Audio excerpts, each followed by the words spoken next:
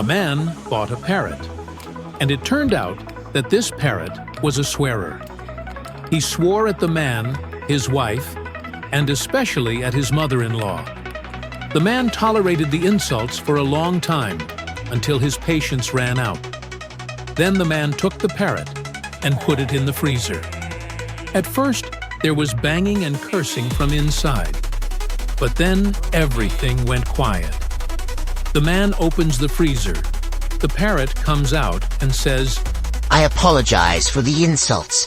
You and your wife, and especially your mother-in-law, you all are wonderful people. Excuse me, can I ask you a question? What did that chicken do to you?"